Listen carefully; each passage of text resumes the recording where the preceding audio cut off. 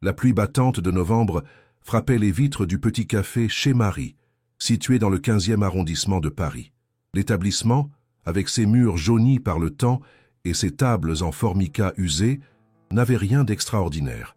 C'était exactement le genre d'endroit que Victor Moncler évitait habituellement. Pourtant, ce soir-là, le milliardaire de 52 ans s'était réfugié dans ce modeste café pour échapper à l'orage qui s'était abattu sur la capitale française. Vêtu d'un costume Armani sur mesure à 3 000 € et d'une montre Patek Philippe, qui valait plus que ce que la plupart des gens gagnaient en une année, il détonnait complètement dans ce décor populaire. Victor regardait nerveusement sa montre en platine sertie de diamants, un héritage familial qui ne le quittait jamais. Cette bague était bien plus qu'un simple bijou pour lui. C'était le symbole de l'empire qu'il avait construit pierre par pierre depuis la mort de son père 25 ans plus tôt. La bague portait les armoiries de la famille Moncler, une lignée de négociants qui avait fait fortune dans le commerce des épices au XVIIIe siècle. Gravée dans l'or blanc, elle représentait un navire voguant vers des terres inconnues, entouré de motifs floraux délicats qui témoignaient du savoir-faire des orfèvres de l'époque. Victor la faisait tourner machinalement autour de son doigt, une habitude qu'il avait développée dans les moments de stress ou de réflexion profonde. Une jeune femme d'une trentaine d'années s'approcha de sa table, un carnet de commandes à la main. Ses cheveux châtains étaient tirés en arrière en un chignon simple, mais élégant, et malgré son uniforme de serveuse quelque peu défraîchi, elle dégageait une dignité naturelle qui ne passa pas inaperçue au regard exercé de Victor. « Bonjour monsieur, que puis-je vous servir ce soir ?» demanda-t-elle d'une voix douce mais assurée. Victor leva les yeux de son téléphone portable et croisa le regard de la jeune femme. Ses yeux verts pétillaient d'intelligence et de bienveillance, contrastant avec la fatigue visible sur son visage. « Un café noir sans sucre, s'il vous plaît, » répondit-il poliment, surpris par la courtoisie naturelle de cet employé dans un établissement si modeste. « Si vous appréciez cette histoire jusqu'à présent, n'hésitez pas à laisser un petit « j'aime » pour m'encourager à continuer. Et dites-moi en commentaire, que pensez-vous de cette rencontre inattendue entre ces deux mondes si différents? Alors que la serveuse s'apprêtait à repartir vers le comptoir, son regard fut attiré par l'éclat de la bague que portait Victor. Elle s'immobilisa soudainement, les yeux écarquillés, comme si elle venait de voir un fantôme. « Excusez-moi, monsieur, » dit-elle d'une voix tremblante, « mais ma mère a une bague exactement comme la vôtre. » Victor fronça les sourcils, incrédule. Comment une simple serveuse de café pourrait-elle posséder un bijou de cette valeur et de cette rareté? « Pardon ?» demanda-t-il, pensant avoir mal entendu. La jeune femme, qui semblait maintenant très émue, répéta « Ma mère possède une bague identique à la vôtre. Je la reconnais parfaitement. Les armoiries, le navire, les motifs, tout est exactement pareil. » Le cœur de Victor se mit à battre plus fort. Cette bague était unique, forgée spécialement pour son arrière-arrière-grand-père Édouard Moncler en 1847. Elle avait été transmise de père en fils pendant des générations, et il était absolument impossible qu'il en existe une copie. Du moins, c'est ce qu'il avait toujours cru. « Vous devez faire erreur, mademoiselle, » dit-il d'un ton qui se voulait poli mais ferme. « Cette bague est un héritage familial unique. Il n'en existe qu'une seule au monde. » Mais la serveuse secoua la tête avec conviction. « Non, monsieur, je vous assure que je ne me trompe pas. Ma mère la porte tous les jours depuis que je suis petite. Elle me racontait toujours que c'était un héritage de sa grand-mère et que cette bague racontait l'histoire de marins courageux partis à la découverte de nouveaux mondes. » Victor sentit un frisson parcourir son échine. Ces mots étaient exactement ceux que son propre père utilisait pour lui décrire l'histoire de leur bague familiale. « Comment vous appelez-vous » demanda-t-il d'une voix rauque. « Camille Dubois » répondit la jeune femme, visiblement troublée par l'intensité du regard de Victor. « Et votre mère » insista-t-il. « Marie-Claire Dubois. Enfin, c'était son nom de jeune fille. Maintenant, elle s'appelle Marie-Claire Rousseau depuis son remariage. » Victor sortit son téléphone et commença à taper fébrilement le nom dans son moteur de recherche. Rien. Aucun résultat pertinent. « Pourriez-vous me montrer cette bague » demanda-t-il, sa voix trahissant une émotion qu'il ne parvenait plus à contrôler. Camille hésita un moment, puis hocha la tête. « Ma mère habite à quelques rues d'ici. Si vous voulez, je peux l'appeler. Elle pourrait venir après la fermeture du café, vers 22 heures. » Victor consulta sa montre. Il était déjà 20h30. Il avait prévu de rentrer chez lui pour préparer une importante réunion du lendemain avec des investisseurs japonais. Mais cette rencontre fortuite venait de chambouler tous ses plans. D'accord, dit-il sans hésiter. J'attendrai. Il sortit une carte de visite de son portefeuille en cuir italien et la tendit à Camille. Voici mes coordonnées. Je suis Victor Moncler, président directeur général des entreprises Moncler. Camille prit la carte et la lut avec attention. Ses yeux s'écarquillèrent quand elle réalisa qui était réellement l'homme assis à sa table. Vous êtes le Victor Moncler, celui qui a racheté la chaîne d'hôtels Prestige l'année dernière. Victor acquiesça avec un sourire modeste.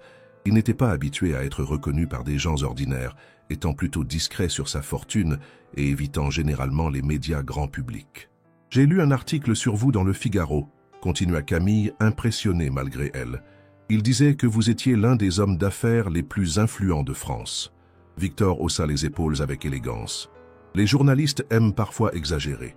Je ne suis qu'un homme qui a eu la chance de réussir en affaires. » Mais Camille n'était pas dupe. Elle savait reconnaître la vraie classe quand elle la voyait, et cet homme dégageait une assurance et une prestance qui ne trompèrent pas. Pendant que Camille retournait à son service, Victor ne pouvait s'empêcher de la regarder évoluer entre les tables.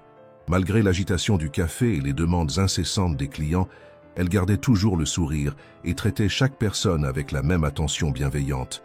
Elle avait quelque chose de particulier, une grâce naturelle qui la distinguait de toutes les femmes que Victor côtoyait habituellement dans son milieu social.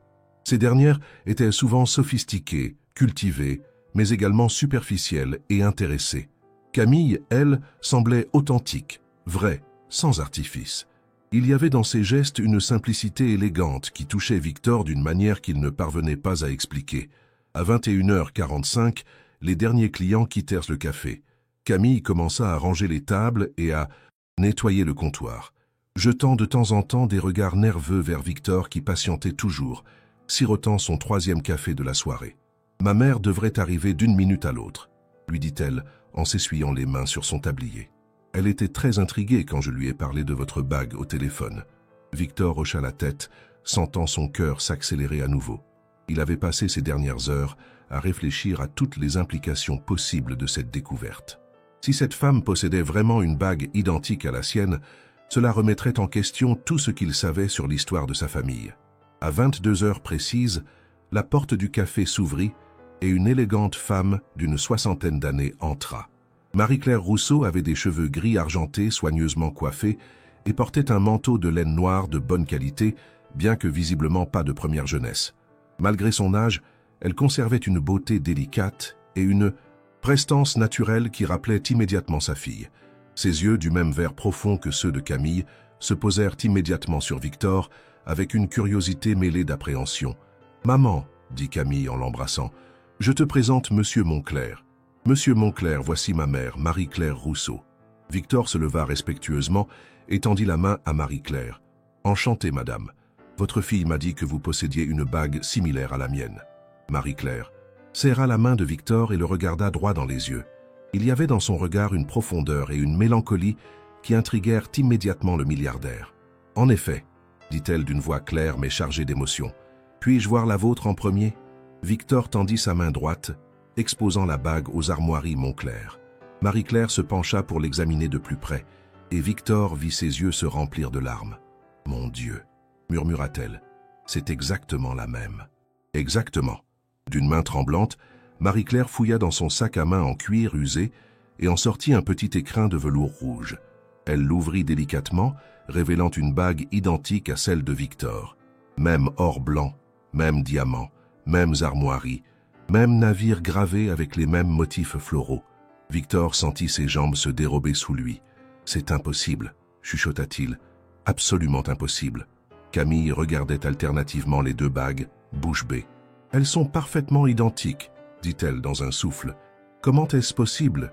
Marie-Claire s'assit lentement sur une chaise, tenant précieusement la bague entre ses doigts. « Cette bague appartient à ma famille depuis des générations, » dit-elle d'une voix douce mais ferme. « Ma grand-mère me racontait qu'elle avait été forgée pour son arrière-grand-père, Édouard Moncler, en 1847. » Victor faillit tomber de sa chaise. « Édouard Moncler » répéta-t-il, incrédule. « Mais c'était mon arrière-arrière-grand-père.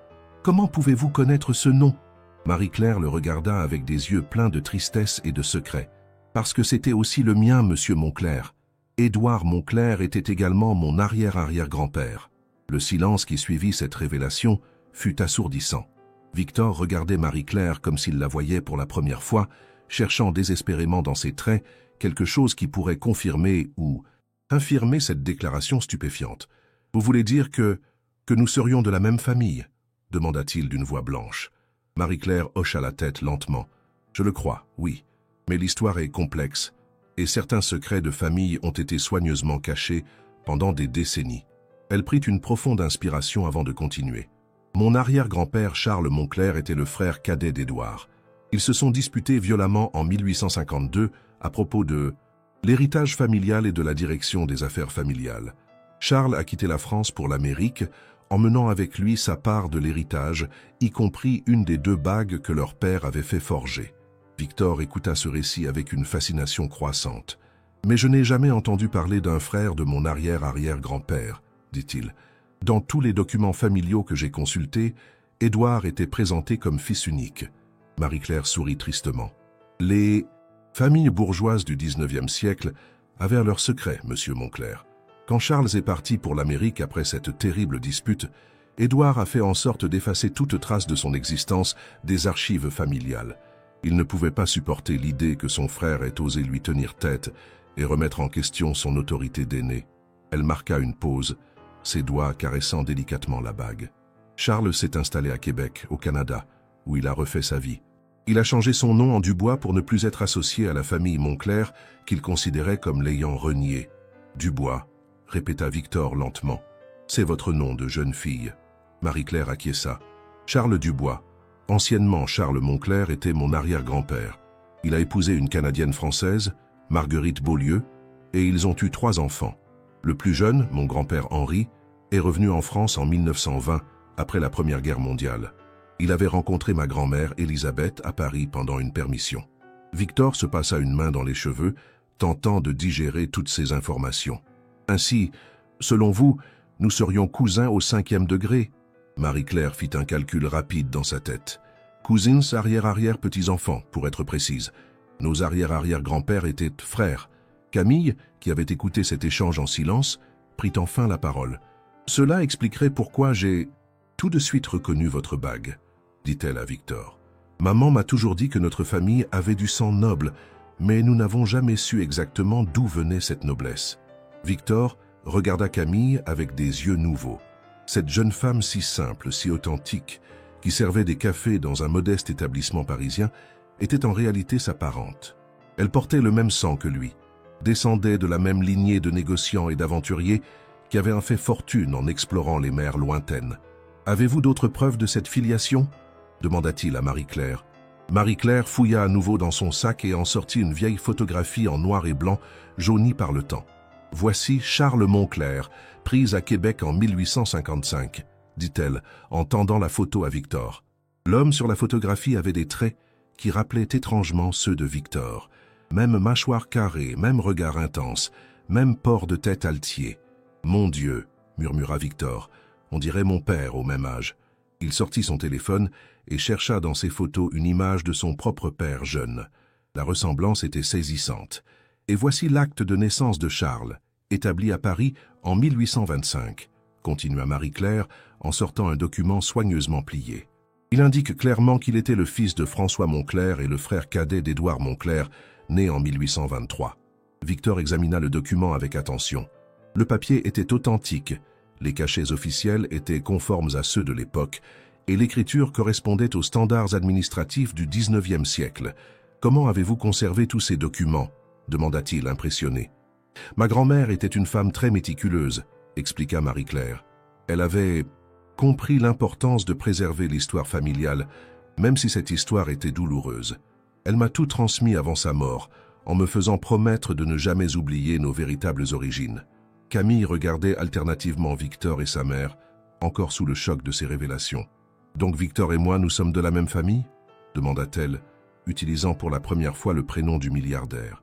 Victor hocha la tête, un sourire ému aux lèvres. « Il semblerait que oui, Camille. Nous sommes cousins, séparés par 5 générations. Mais cousins tout de même. » Il regarda Marie-Claire avec respect. « Madame Rousseau, accepteriez-vous de venir chez moi demain ? J'aimerais vous montrer les archives familiales que je possède. Peut-être pourrons-nous reconstituer ensemble l'histoire complète de nos familles. » Marie-Claire accepta avec joie. « Ce serait merveilleux. J'ai toujours rêvé de connaître la suite de l'histoire d'Édouard et de comprendre pourquoi cette dispute entre les deux frères avait été si violente. » Alors qu'ils s'apprêtaient à se séparer, Victor prit une décision qui allait changer le cours de leur vie. « Camille, dit-il en se tournant vers la jeune femme, j'aimerais vous proposer quelque chose. » Camille le regarda avec curiosité. « Je suis en train de réorganiser mon entreprise et je cherche quelqu'un pour superviser mes relations avec les employés et améliorer les conditions de travail dans tous mes établissements. Voudriez-vous accepter ce poste ?» Camille écarquilla les yeux, incrédule. « Mais monsieur Monclerc, je n'ai aucune formation en gestion d'entreprise. Je ne suis qu'une serveuse. » Victor sourit chaleureusement. « Vous avez quelque chose de plus précieux qu'un diplôme, Camille.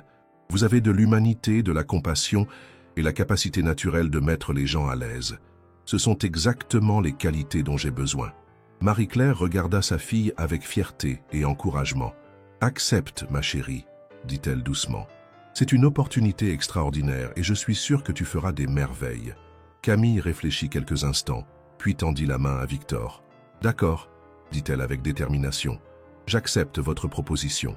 Mais je veux que vous sachiez que je ne l'accepte pas parce que nous sommes de la même famille, mais parce que je crois sincèrement pouvoir apporter quelque chose à votre entreprise. » Victor serra la main de Camille avec émotion. « Je n'en attendais pas moins de vous.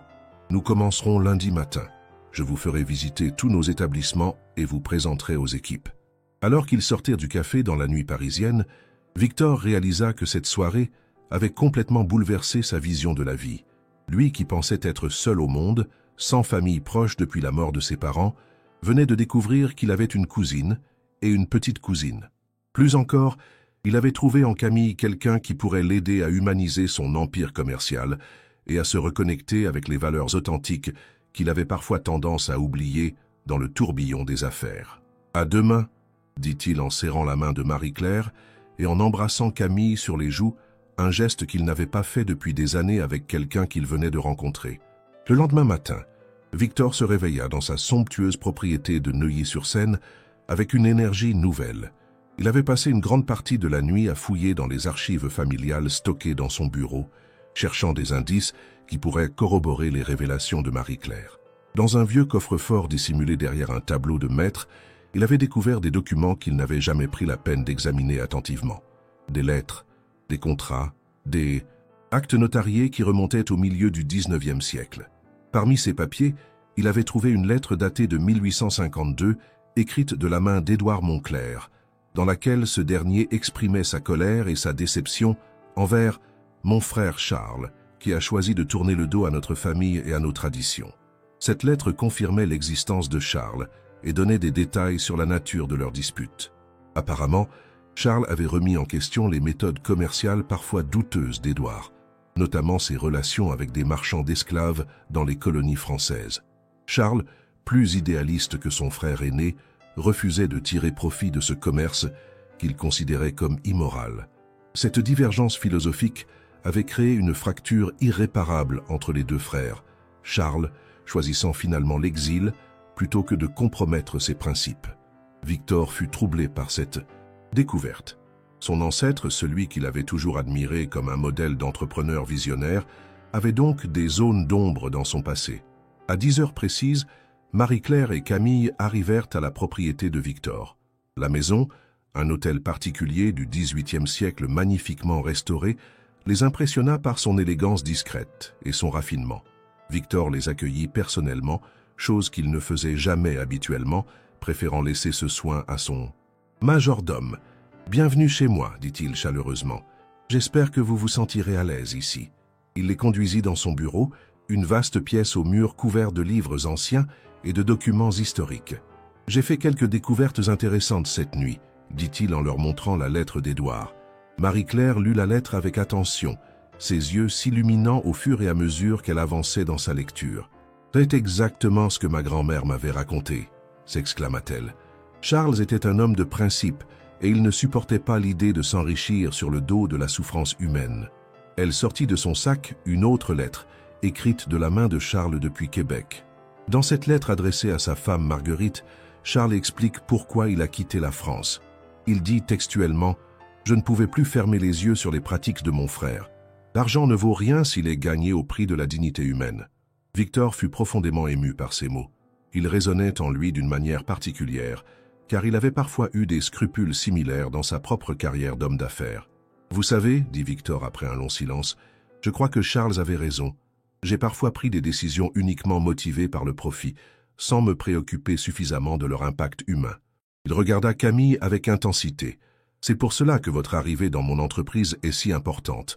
Vous pourrez m'aider à suivre l'exemple de Charles plutôt que celui d'Édouard. » Camille sourit avec modestie. « Je ferai de mon mieux, Victor. Mais je pense que vous avez déjà une conscience plus développée que vous ne le croyez. Sinon, vous n'auriez pas eu l'idée de créer ce poste pour améliorer les conditions de travail de vos employés. » Les 3 nouveaux parents passèrent le reste de la matinée à reconstituer leur arbre généalogique commun, combinant les documents et souvenirs de chaque famille. Ils découvrirent que Charles avait eu 3 enfants au Canada. Henri, le grand-père de Marie-Claire, Marie-Françoise et Jean-Baptiste. Henri était revenu en France après la guerre, mais ses frères et sœurs étaient restés au Canada et avaient fondé leur propre famille. Cela signifie que nous avons probablement des cousins au Québec, dit Camille avec excitation. Victor prit note mentalement de faire des recherches pour retrouver ces branches canadiennes de la famille. Au cours de l'après-midi, Victor emmena Camille visiter le siège social des entreprises Montclair, un imposant immeuble haussmannien situé près de l'Opéra. En parcourant les différents étages, Camille fut frappée par l'atmosphère tendue qui régnait dans les bureaux.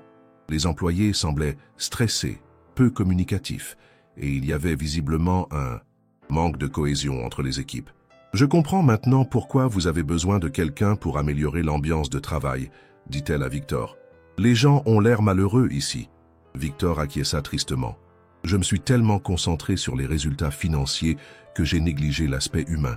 C'est exactement l'erreur qu'avait faite Édouard et que Charles avait refusé de commettre. » Camille commença immédiatement à prendre des notes sur les améliorations possibles. Elle suggéra de créer des espaces de détente, d'organiser des réunions d'équipe plus conviviales, d'instaurer un système de reconnaissance du mérite qui ne soit pas uniquement basé sur les chiffres de vente et de mettre en place des formations pour développer le bien-être au travail. « Ces changements demanderont du temps et de l'investissement, » dit-elle à Victor. « Êtes-vous prêt à accepter que la productivité puisse temporairement diminuer pendant que nous réorganisons tout ?» Victor la regarda avec admiration. En quelques heures seulement, elle avait identifié les problèmes principaux et proposé des solutions concrètes. « Faites ce que vous jugez nécessaire, » dit-il sans hésiter. « L'argent n'est pas tout. Je préfère avoir des employés heureux et motivés, même si cela coûte plus cher à court terme. » En fin de journée, Victor, Camille et Marie-Claire dînèrent ensemble dans un restaurant discret du 16e arrondissement. L'atmosphère était détendue et chaleureuse, loin du protocole habituel des repas d'affaires de Victor. Pour la première fois depuis des années, il se sentait véritablement en famille. « J'ai une proposition à vous faire, » dit-il à Marie-Claire pendant le dessert. « J'aimerais vous embaucher comme consultante historique pour mon entreprise. Vous pourriez m'aider à documenter l'histoire complète de nos familles et à créer des archives dignes de ce nom. » Marie-Claire, qui était retraitée depuis peu de son poste d'institutrice, accepta avec enthousiasme. « Ce serait un honneur, dit-elle. J'ai toujours été passionnée d'histoire familiale. » 3 mois plus tard, les changements dans l'entreprise de Victor étaient spectaculaires. Sous la direction de Camille, l'ambiance de travail s'était considérablement améliorée. Elle avait instauré des réunions hebdomadaires où chaque employé pouvait exprimer ses préoccupations et suggestions. Elle avait créé un système de mentorat entre anciens et nouveaux employés, organisé des événements sociaux pour renforcer la cohésion d'équipe, et mis en place un programme de formation continue. La productivité, contrairement aux craintes initiales de Victor, avait en fait augmenté de 15%, les employés étant plus motivés et plus investis dans leur travail.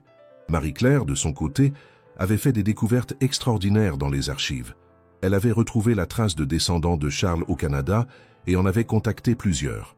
Une véritable reconstitution familiale était en cours avec des échanges réguliers entre les branches françaises et canadiennes de la famille. « Nous organisons une grande réunion familiale à Québec l'année prochaine », annonça-t-elle un soir à Victor et Camille.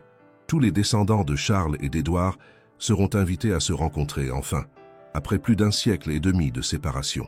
Victor était transformé par cette nouvelle dynamique familiale et professionnelle. L'homme froid et calculateur qu'il avait été pendant des années laissait progressivement place à une personnalité plus humaine et accessible. Ses employés commençaient à le voir différemment, non plus comme un patron distant et intimidant, mais comme quelqu'un qui se souciait réellement de leur bien-être. Cette évolution n'était pas passée inaperçue dans le monde des affaires parisien, où l'on commençait à parler du nouveau Victor Moncler avec curiosité et respect. Un matin de février, alors que Paris était recouvert d'un léger manteau de neige, Victor reçut un appel inattendu dans son bureau. « Monsieur Moncler ?» dit une voix féminine avec un accent québécois prononcé. « Je suis Isabelle Dubois-Moncler, j'appelle de Montréal. Marie-Claire Rousseau m'a donné votre numéro. Je crois que nous sommes de la famille. » Victor sentit son cœur s'emballer. Depuis que Marie-Claire avait entrepris ses recherches généalogiques, il espérait secrètement que d'autres membres de la famille se manifesteraient. « Bonjour Isabelle, » dit-il. « Chaleureusement. Marie-Claire m'a effectivement parlé de vous.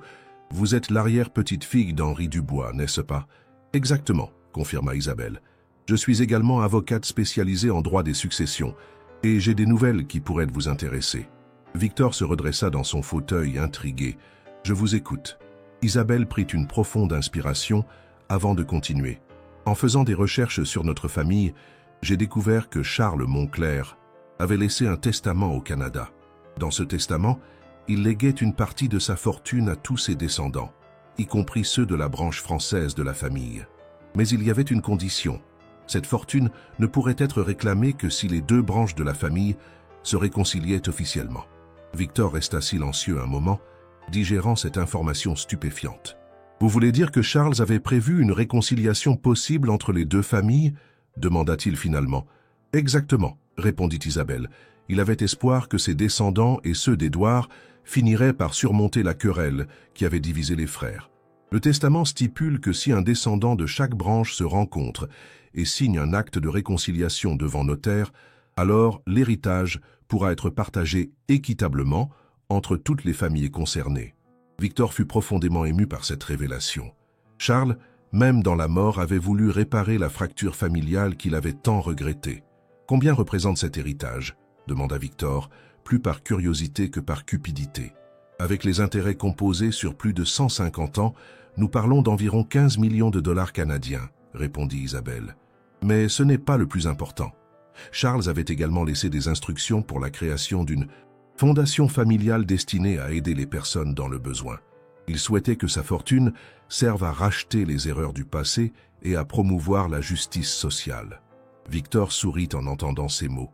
Décidément, Charles avait été un homme remarquable, guidé par des valeurs que Victor commençait lui-même à redécouvrir. « Que faut-il faire pour officialiser cette réconciliation ?» demanda Victor. « Vous devriez venir au Canada avec Marie-Claire et Camille, » suggéra Isabelle. « Nous organiserons une cérémonie officielle, en présence de tous les descendants que nous avons pu retrouver. Ce sera l'occasion de signer l'acte de réconciliation et de découvrir ensemble l'héritage spirituel que Charles nous a laissé. » Victor accepta immédiatement. « Nous viendrons dès que possible. Cette réconciliation me tient plus à cœur que vous ne pouvez l'imaginer. » Après avoir raccroché, Victor appela immédiatement Camille et Marie-Claire pour leur annoncer la nouvelle. Toutes deux furent aussi émues et excitées que lui par cette perspective. 2 semaines plus tard, Victor, Camille et Marie-Claire s'envolèrent pour Montréal. C'était le premier voyage que Victor effectuait sans but commercial depuis des années, et il ressentait une excitation d'enfant à l'idée de découvrir le pays où Charles avait refait sa vie. À l'aéroport de Montréal, ils furent accueillis par Isabelle, une femme d'une 40aine d'années, aux cheveux auburn et aux yeux pétillants d'intelligence. « Bienvenue dans la famille », dit-elle en embrassant chaleureusement ses cousins français. « J'ai organisé un dîner ce soir avec tous les descendants de Charles que j'ai pu contacter. Vous allez rencontrer des gens extraordinaires. » Le dîner eut lieu dans une auberge historique du Vieux-Québec. Victor fut impressionné par la diversité et la richesse des personnalités qu'il rencontra. Il y avait Jean-Pierre Dubois, un médecin philanthrope qui dirigeait une clinique gratuite pour les démunis. Sophie Moncler-Beaulieu, une artiste peintre reconnue internationalement. Marc Dubois, un professeur d'université spécialisé en histoire du Canada, et bien d'autres encore. Tous portaient en eux quelque chose de l'idéalisme de Charles, chacun à sa manière. « Notre ancêtre serait fier de voir ce que sont devenus ses descendants, » dit Jean-Pierre en levant son verre. « Nous avons tous hérité de ces valeurs de justice et de compassion. Au cours du repas, Victor apprit des choses fascinantes sur la vie de Charles au Canada. Contrairement à ce qu'il avait imaginé, Charles n'avait pas sombré dans l'amertume après sa rupture avec son frère. Au contraire, il avait utilisé sa fortune pour aider les immigrants français à s'établir au Québec, avait financé la construction d'écoles et d'hôpitaux et s'était investi dans la politique locale pour défendre les droits des plus faibles. Il est devenu une figure respectée de la société québécoise, expliqua Marc Dubois. Il y a même une rue qui porte son nom à Québec.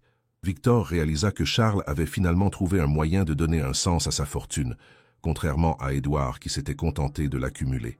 Le lendemain, la cérémonie de réconciliation eut lieu dans un cadre solennel mais chaleureux au château Frontenac de Québec. Isabelle avait fait venir un notaire bilingue pour officialiser l'acte de réconciliation entre les deux branches de la famille Monclerc. Victor et Marie-Claire, représentant la branche française, signèrent le document aux côtés de tous les descendants canadiens présents. Par cet acte, déclara solennellement le notaire, nous déclarons officiellement réconciliés les familles d'Édouard et de Charles Monclerc, mettant fin à une querelle vieille de 173 ans. Des applaudissements émus résonnèrent dans la salle, et Victor sentit une émotion profonde l'envahir. Après la signature, Isabelle remit à Victor et Marie-Claire les clés d'un coffre-fort, dans lequel Charles avait déposé ses dernières volontés. À l'intérieur, ils trouvèrent non seulement les documents financiers relatifs à l'héritage, mais aussi une lettre personnelle adressée à mes descendants et à ceux de mon frère Édouard, lorsque la paix sera revenue dans notre famille. Victor lut la lettre. À haute voix, la voix tremblante d'émotion, « Mes chers enfants du futur, si vous lisez ces lignes, c'est que la réconciliation a enfin eu lieu. Je n'ai jamais cessé d'aimer mon frère Édouard, malgré nos différends. J'espère que vous saurez tirer les leçons de nos erreurs et que vous utiliserez l'héritage que je vous laisse pour bâtir un monde plus juste et plus fraternel. » La lettre continuait en détaillant les projets que Charles avait conçus pour sa fortune. Il avait imaginé la création d'une fondation internationale qui porterait le nom des deux frères, la Fondation Édouard et Charles Monclerc pour la justice sociale. Cette fondation devrait financer des projets éducatifs, des programmes d'aide aux démunis et des initiatives de réconciliation dans les familles et les communautés divisées. Votre mission, écrivait Charles, sera de réparer les blessures du passé et de construire des ponts là où il y avait des murs. Victor fut profondément touché par cette vision. Charles avait non seulement pardonné à son frère, mais il avait aussi trouvé un moyen de transformer leur conflit en force positive pour les générations futures. Au cours des jours suivants, la famille élargie visita ensemble les lieux où Charles avait vécu au Québec. Ils se rendirent sur sa tombe, dans le cimetière historique de Sainte-Foy, où une simple pierre tombale portait l'inscription « Charles Monclerc, dit Dubois, 1825-1895, homme de bien et père aimant. » Victor déposa des fleurs sur la tombe et prononça quelques mots de réconciliation posthume. « Charles, au nom de tous les descendants d'Édouard, je vous demande pardon pour l'injustice qui vous a été faite. Vous étiez un homme de principe, et l'histoire vous a donné raison. » Camille, émue aux larmes, ajouta « Nous promettons de continuer votre œuvre et de faire honneur à votre mémoire. » De retour en France, Victor se lança avec passion dans la mise en place de la Fondation Édouard et Charles Monclerc. Il y investit non seulement l'héritage de Charles, mais également une partie importante de sa propre fortune. Camille fut nommée directrice générale de la Fondation, un poste qui correspondait parfaitement à ses qualités humaines et à sa sensibilité sociale.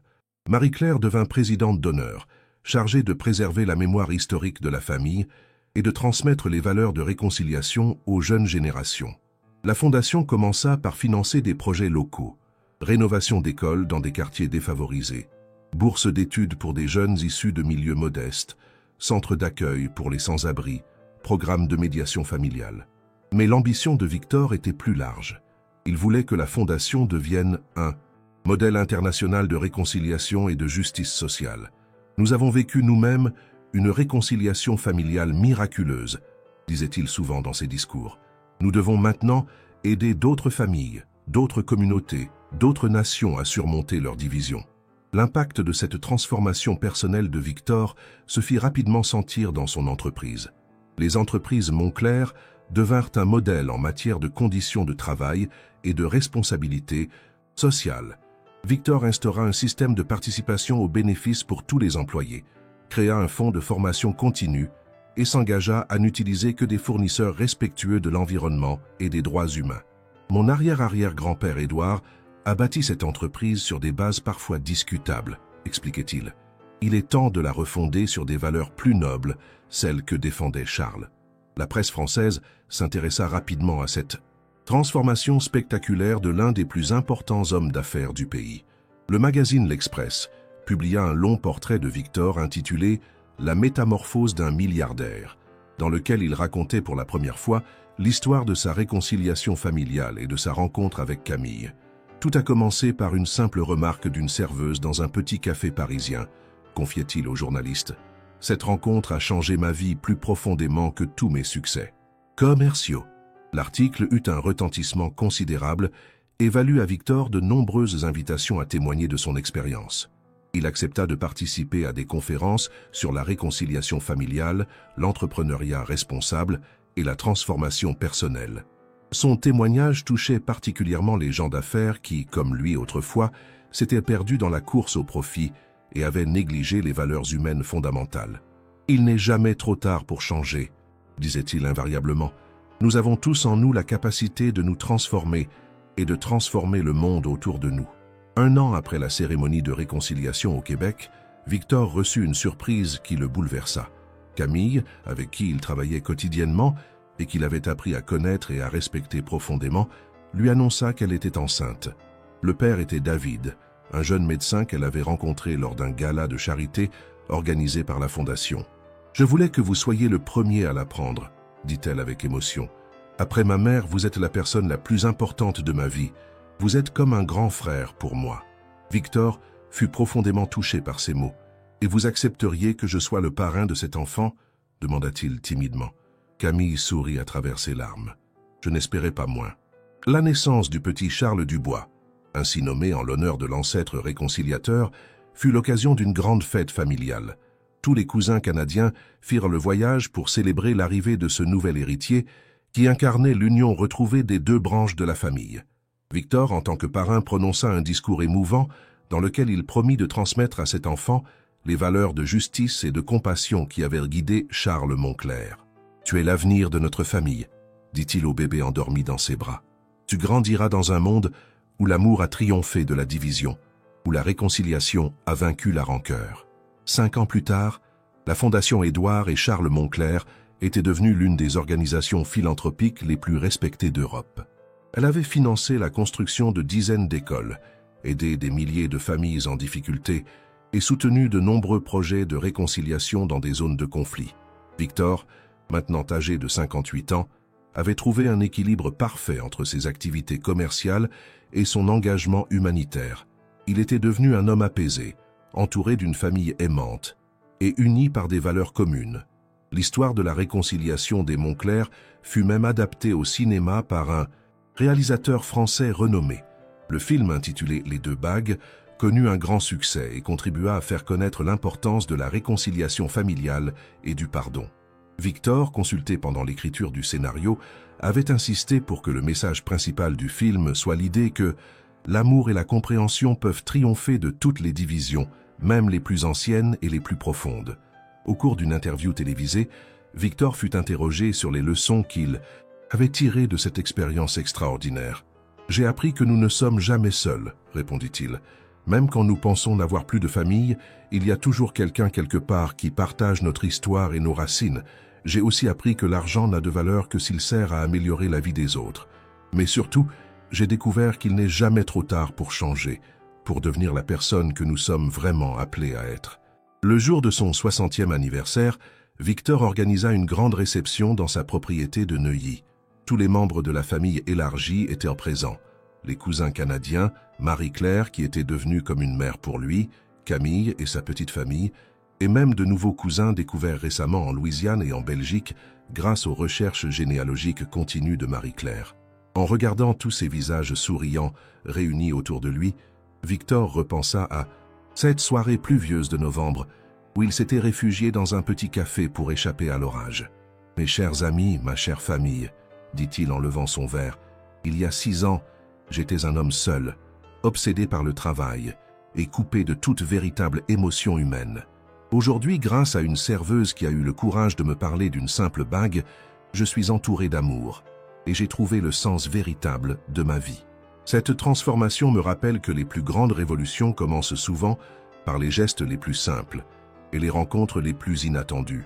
Il marqua une pause, ses yeux se posant sur Camille, qui tenait dans ses bras le petit Charles, maintenant âgé de 5 ans.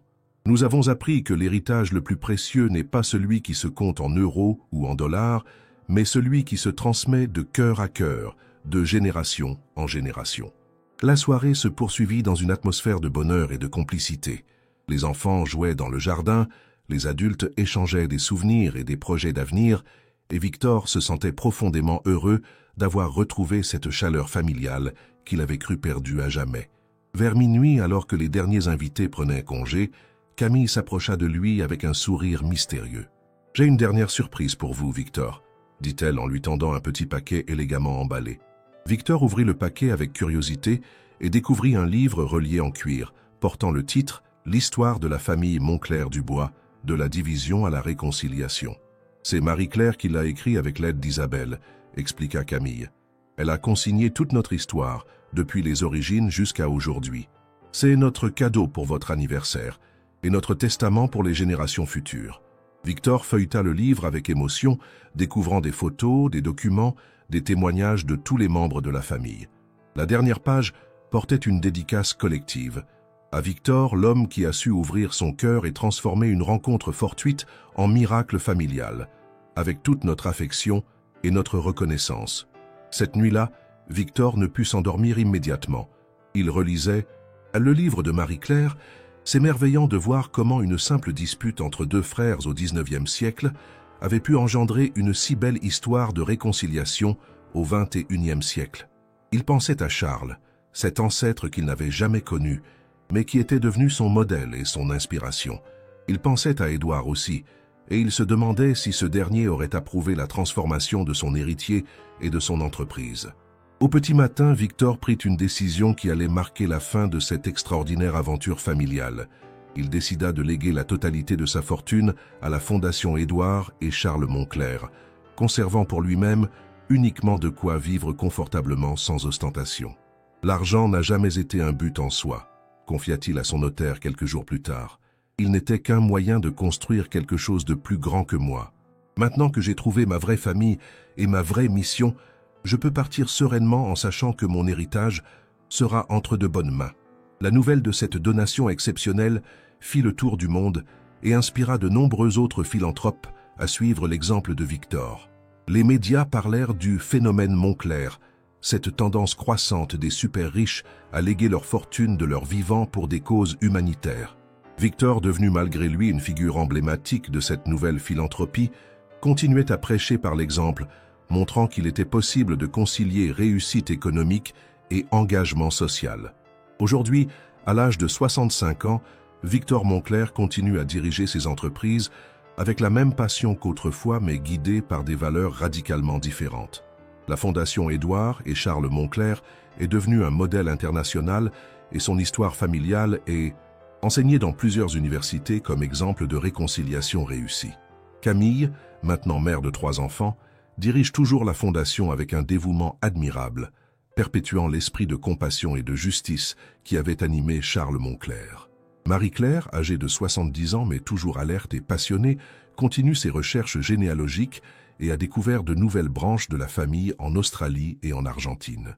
Le petit Charles, maintenant âgé de 10, montre déjà les signes d'une personnalité généreuse et altruiste qui réjouit son parrain Victor.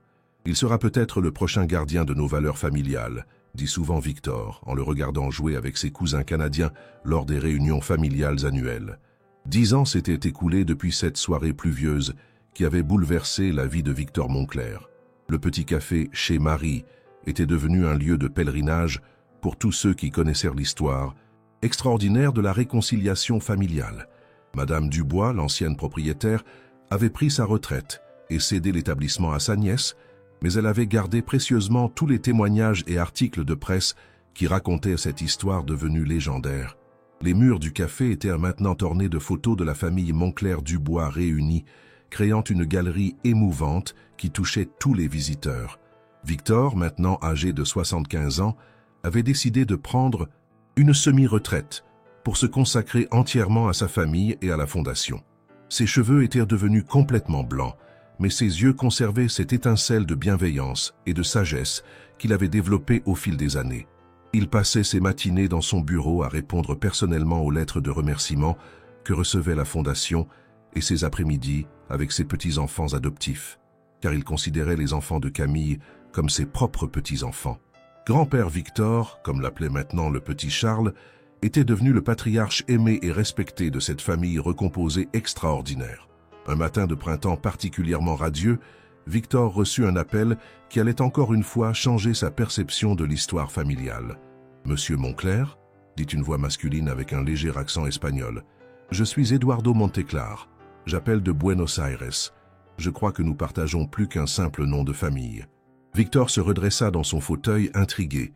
Depuis 10 ans, Marie-Claire avait retrouvé de nombreuses branches de la famille dans le monde entier, mais l'Argentine était un territoire encore inexploré. « Bonjour Eduardo, en quoi puis-je vous aider ?» demanda Victor avec curiosité. « Ma famille conserve depuis des générations des documents qui parlent d'un certain François Moncler, père d'Édouard et de Charles, » expliqua Eduardo. « Mais nos archives mentionnent également un troisième fils prénommé Antoine qui aurait quitté la France en 1820 pour l'Argentine. » Victor sentit son cœur s'emballer. Un troisième frère. Cette révélation était encore plus stupéfiante que la découverte de Charles. « Avez-vous des preuves de cette filiation ?» demanda-t-il, s'efforçant de garder son calme. « Oui, répondit Eduardo. J'ai en ma possession l'acte de naissance d'Antoine Moncler, né en 1800, ainsi que son passeport pour l'Argentine et de nombreuses lettres qu'il a écrites à ses parents depuis Buenos Aires. » Cette nouvelle découverte relança immédiatement les recherches généalogiques de Marie-Claire, maintenant âgée de 80 ans, mais toujours aussi passionnée. Eduardo lui envoya par courrier numérisé tous les documents en sa possession, et l'authenticité ne fit aucun doute. Antoine Moncler était effectivement le frère aîné d'Édouard et de Charles, et il avait quitté la France très jeune pour tenter sa chance en Argentine. « Comment se fait-il que nous n'ayons jamais entendu parler de lui ?» demanda Victor à Marie-Claire, lors de leur réunion hebdomadaire dans le bureau de la Fondation. Antoine était l'enfant rebelle de la famille, expliqua Marie-Claire après avoir étudié les lettres découvertes par Eduardo. Il avait des idées révolutionnaires pour l'époque et rêvait de liberté et d'aventure. Ses parents, François et Marguerite Moncler, étaient des bourgeois conservateurs qui ne supportaient pas ces idées progressistes. Antoine est parti pour l'Argentine à l'âge de 20 ans et la famille a fait comme s'il n'avait jamais existé. Victor était fasciné par cette nouvelle pièce du puzzle familial. Et qu'est-il devenu en Argentine? Marie-Claire sourit en feuilletant les documents. Il a fondé une estancia, une grande propriété agricole, dans la région de la Pampa, et il s'est spécialisé dans l'élevage de bétail. Mais surtout, il a créé la première école gratuite de sa région pour les enfants des ouvriers agricoles. C'était un visionnaire comme Charles, mais d'une manière différente. Camille, maintenant âgée de 45 ans et mère de 4 enfants, proposa immédiatement d'organiser un voyage en Argentine pour rencontrer Eduardo et découvrir l'héritage d'Antoine. « Nous ne pouvons pas laisser cette branche de la famille dans l'oubli, » dit-elle avec détermination. « Si Antoine a créé une école, c'est qu'il partageait les mêmes valeurs que Charles. Nous devons honorer sa mémoire. » Victor acquiesça avec enthousiasme. À son âge, il savait que chaque nouvelle découverte familiale était un cadeau précieux qu'il fallait savourer pleinement. Le voyage en Argentine fut organisé 3 mois plus tard. Victor, accompagné de Camille, de Marie-Claire et du petit Charles, maintenant âgé de 15 ans et passionné d'histoire, s'envola pour Buenos Aires. Eduardo les accueillit à l'aéroport avec une délégation impressionnante de cousins argentins, tous descendants d'Antoine. La ressemblance familiale était frappante. Même port de tête, mêmes yeux perçants, même élégance naturelle. « Bienvenue dans la famille argentine », dit Eduardo en embrassant Victor. « Nous attendons cette rencontre depuis que mon grand-père nous a raconté l'histoire d'Antoine et de ses frères restés en France. » Le lendemain, ils visitèrent l'Estancia San Antonio, la propriété fondée par Antoine en 1825. La maison principale, construite dans le style colonial espagnol, avait été magnifiquement préservée par les descendants d'Antoine. Dans le salon d'honneur, un portrait d'Antoine trônait au-dessus de la cheminée. Victor fut saisi par la ressemblance. Antoine avait les mêmes traits que son père, la même expression déterminée, mais ses yeux reflétaient une douceur et une humanité qui rappelaient Charles. Il était très aimé dans la région, expliqua Eduardo. Les gens l'appelaient Don Antonio el Bueno, Don Antonio le Bon. La visite de l'école fondée par Antoine fut particulièrement émouvante. L'établissement, agrandi au fil des décennies, accueillait maintenant plus de 1000 élèves et était devenu l'une des meilleures écoles publiques de la province. Dans la cour d'honneur, une statue d'Antoine rappelait son rôle de fondateur avec une inscription en espagnol et en français « Antoine Moncler, 1800-1878 », homme de vision qui croyait que l'éducation était le plus beau cadeau qu'on puisse offrir aux enfants. Victor déposa une gerbe de fleurs au pied de la statue et prononça quelques mots émouvants. « Antoine, au nom de toute notre famille retrouvée, nous vous remercions d'avoir montré la voie. Vos descendants français, canadiens et argentins continuez votre œuvre. » Eduardo révéla alors une surprise qu'il avait gardée pour la fin de la visite.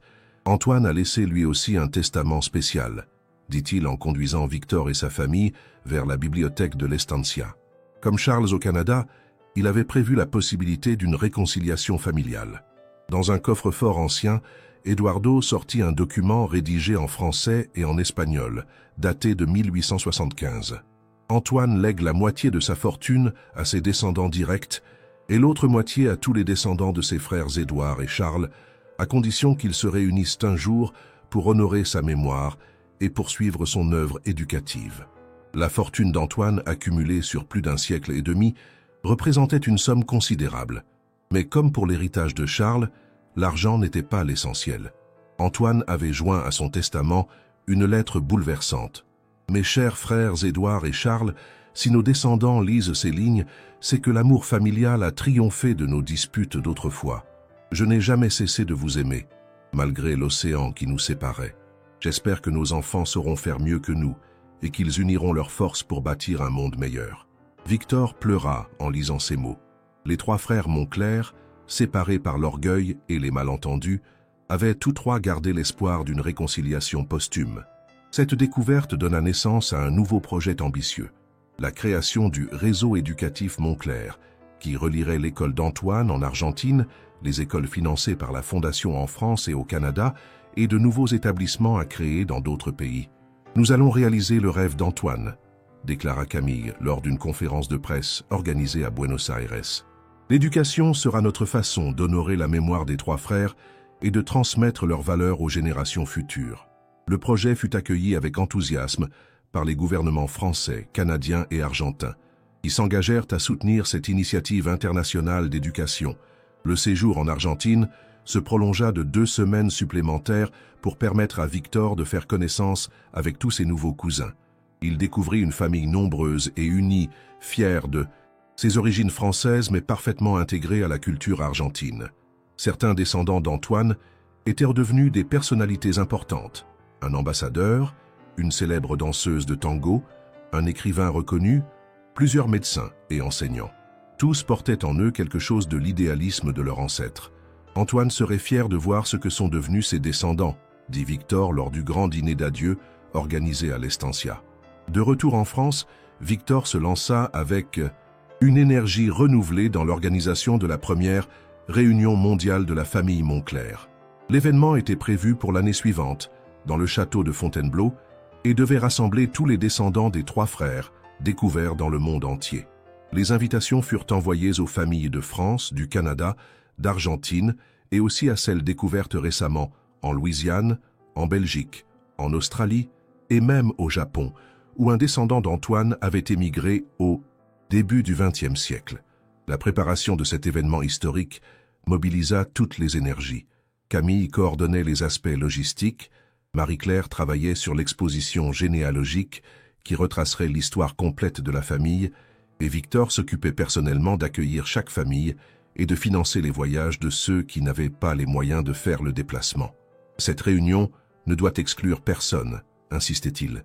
Riche ou pauvre, célèbre ou anonyme, nous sommes tous égaux devant notre héritage familial. Le jour J arriva enfin.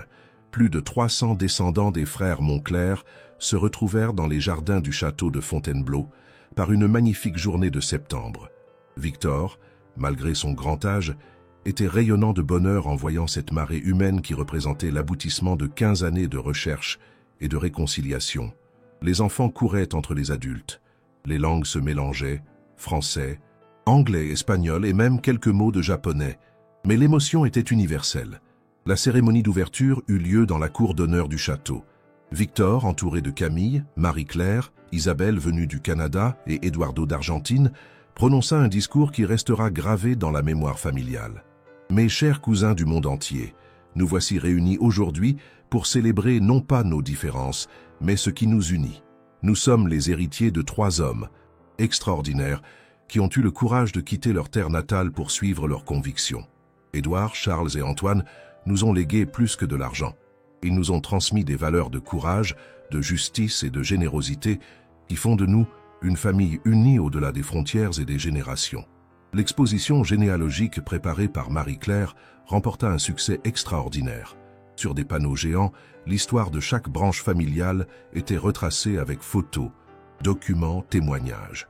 Les visiteurs découvraient avec émerveillement la richesse et la diversité de leur héritage commun. Certains apprenaient de l'existence de cousins qu'ils n'auraient jamais imaginé avoir, d'autres retrouvaient des pièces manquantes de leur histoire familiale. « C'est magique », disait une arrière-petite-fille de Charles, venue de Vancouver. « Je comprends maintenant d'où viennent certains traits de caractère de ma famille. » Le point culminant de la réunion fut la signature d'une charte familiale Moncler par tous les descendants présents. Ce document, rédigé collectivement au cours des mois précédents, engageait toutes les branches de la famille à perpétuer les valeurs d'éducation, de justice sociale et de réconciliation qui avaient animé les 3 frères fondateurs. Nous, descendants d'Édouard, Charles et Antoine Moncler, proclamait la charte, nous engageons solennellement à transmettre à nos enfants et petits-enfants l'amour de la famille, le respect des différences et la conviction que l'éducation est la clé d'un monde meilleur. La réunion se termina par un grand bal dans les salons du château. 3 orchestres, un Français, un Canadien et un Argentin, se relayèrent pour faire danser toute la famille au rythme des musiques de leurs pays respectifs. Victor, malgré son âge, ouvrit le bal en invitant Camille à danser une valse sur l'air de « La vie en rose ». « Merci », lui murmura-t-il à l'oreille. « Sans vous, rien de tout cela n'aurait été possible. Vous avez été l'ange gardien de notre famille. » Camille, émue aux larmes, répondit « C'est vous qui avez tout rendu possible en ouvrant votre cœur. Vous nous avez appris que l'amour peut déplacer des montagnes. » 2 ans plus tard, Victor Moncler s'éteignit paisiblement dans son sommeil, entouré de toute sa famille adoptive. Il avait 80 ans et pouvait partir serein. Son héritage était entre de bonnes mains. Les obsèques furent grandioses, avec des représentants de toutes les branches de la famille venus du monde entier pour lui rendre un dernier hommage. Le cortège funèbre passa symboliquement devant le petit café chez Marie, où tout avait commencé, et une minute de silence fut observée devant l'établissement qui avait changé le cours de l'histoire familiale. Victor fut inhumé dans le caveau familial du Père Lachaise, aux côtés de ses parents. Sa tombe porte une inscription simple mais émouvante. Victor Moncler, 1965-2045, homme d'affaires devenu homme de cœur, qui a prouvé qu'il n'est jamais trop tard pour retrouver sa famille et ses valeurs. Mais son véritable monument est la fondation qui porte son nom et celui de ses ancêtres, et qui continue à œuvrer dans le monde entier pour l'éducation et la justice sociale. Camille, héritière spirituelle de Victor, prit la tête de l'Empire Moncler avec la même philosophie humaniste que son mentor. Sous sa direction, l'entreprise continua à prospérer tout en maintenant ses engagements sociaux et environnementaux. Le petit Charles, devenu un jeune homme de 25 ans, travaillait déjà aux côtés de sa mère pour préparer la nouvelle génération de dirigeants familiaux. « Grand-père Victor nous regarde », disait-il souvent. « Nous devons être dignes de son héritage. » Marie-Claire, malgré ses 90 ans, continuait ses recherches généalogiques avec l'aide de ses petits-enfants passionnés d'informatique. Elle avait publié plusieurs livres sur l'histoire de la famille Moncler, devenus des références en matière de généalogie française. « Tant qu'il me restera un souffle de vie, disait-elle, je continuerai à chercher nos cousins perdus dans le monde. Notre famille est comme un puzzle géant dont il manque encore des pièces. » Aujourd'hui, 15 ans après cette première rencontre fortuite dans un café parisien, l'histoire de la famille Moncler continue de s'écrire. Le réseau éducatif. Moncler compte maintenant 27 écoles dans 12 pays. La Fondation Édouard et Charles Moncler a aidé plus de 100 000 familles en difficulté, et la Réunion familiale mondiale est devenue un événement bisannuel qui rassemble désormais plus de 1000 descendants répartis sur tous les continents. L'histoire extraordinaire de Victor et de sa famille prouve que les plus beaux miracles naissent souvent des rencontres les plus simples. Une serveuse qui reconnaît une bague, quelques mots échangés dans un modeste café, et voilà que se déroule une saga familiale qui dépasse tout ce qu'on pourrait imaginer. Cette histoire nous rappelle que nous ne sommes jamais vraiment seuls, que quelque part dans le monde, des gens partagent notre histoire et nos racines, et qu'il suffit parfois d'un regard attentif et d'un cœur ouvert pour découvrir les trésors cachés de notre existence. Le petit café chez Marie existe toujours rue de Vaugirard. Une plaque dorée à l'entrée raconte maintenant l'histoire complète de la réconciliation Montclair. Chaque jour, des centaines de personnes s'y arrêtent, attirées par cette légende moderne qui prouve que l'amour et la famille peuvent triompher de tout. Et parfois, dans le brouhaha du café, on entend encore l'écho de ces mots magiques qui ont tout changé. « Bonjour monsieur, ma mère a une bague comme la vôtre. » Voilà qui clôt cette extraordinaire saga familiale. Si cette histoire vous a ému et inspiré, n'oubliez pas de laisser votre j'aime pour célébrer le pouvoir de l'amour familial et de la réconciliation. Et racontez-moi en commentaire, cette histoire vous donne-t-elle envie de rechercher vos propres racines familiales? Croyez-vous, comme Victor, qu'il n'est jamais trop tard pour changer et retrouver ce qui compte vraiment dans la vie?